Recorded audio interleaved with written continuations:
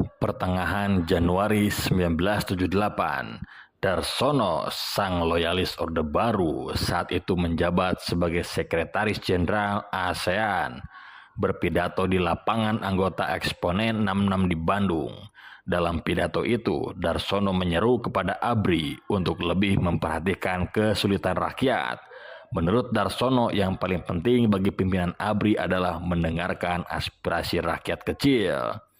Kata Darsono, jika mereka tetap mengandalkan kekuasaan dan kekuatan militer, maka rakyat akan menurut karena takut, bukan karena mencintai ABRI.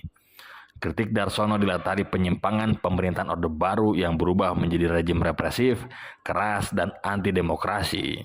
Untuk mengoreksi dan mengarahkan kembali, maka Darsono terdorong bersuara. Sekalipun Darsono berbicara dalam kapasitas pribadi, ucapannya dianggap terlalu keras bagi kelompok penguasa. Panglima ABRI Jenderal Maraden Panggabean sampai gusar dan menuntut Darsono minta maaf. Ketika Darsono menolak, pemerintah memutuskan mencopot kedudukannya dari ASEAN. Setelah tidak menjadi sekjen ASEAN, mantan loyalis Orde Baru itu bergabung dengan Forum Studi dan Komunikasi Posko TNI AD.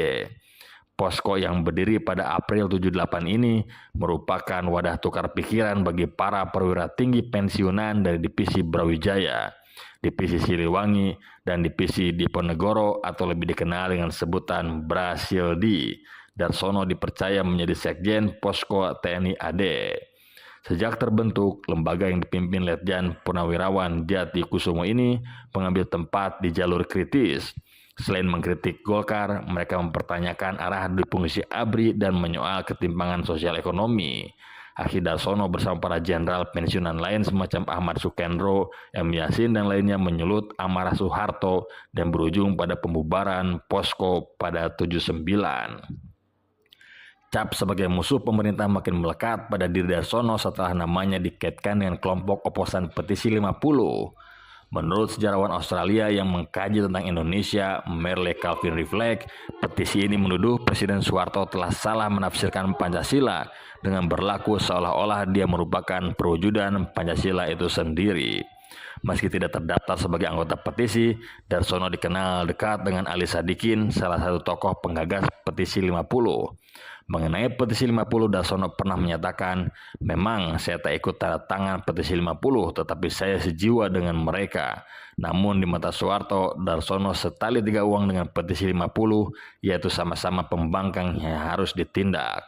Ketika mulai akrab dengan kalangan Islam, kelompok yang juga dibantu sandungan bagi pemerintah, Darsono betul-betul menjadi incaran. Tudingan subversif yang berbau tipu daya mengantarkan Darsono ke pintu jeruji besi.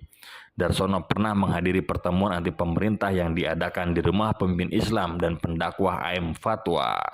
Akibat dipenjara dalam usia senja, kondisi fisik Darsono merosot drastis. Penjara LP Cipinang yang lembab menyebabkan Darsono terkena penyakit bronkitis. Kesehatannya pun memburuk meski bebas dari penjara tahun 90. Pada hari Rabu 5 Juni 96, Darsono menghembuskan napas terakhir di Bandung karena komplikasi penyakit. Ketika hendak dimakamkan, timbul polemik. Jenazah Darsono ternyata tak boleh dimakamkan di Taman Makam Pahlawan Cikutra Bandung. Menurut Salim Said, Soeharto tak memperkenankannya. Darsono kehilangan haknya untuk dikebumikan di Taman Makam Pahlawan karena pernah dipenjara lebih dari setahun. Meski berasal dari matra berbeda, kondisi tersebut membuat Ali Sadikin berang. Kemal Idris lebih geram lagi. Tak kalah melepas kepergian terakhir sahabatnya itu, Kemal menggerutu. Seperti menguburkan kucing saja, kata Kemal, seperti dikutip Salim Said dalam menyaksikan 30 tahun pemerintahan otoriter Soeharto.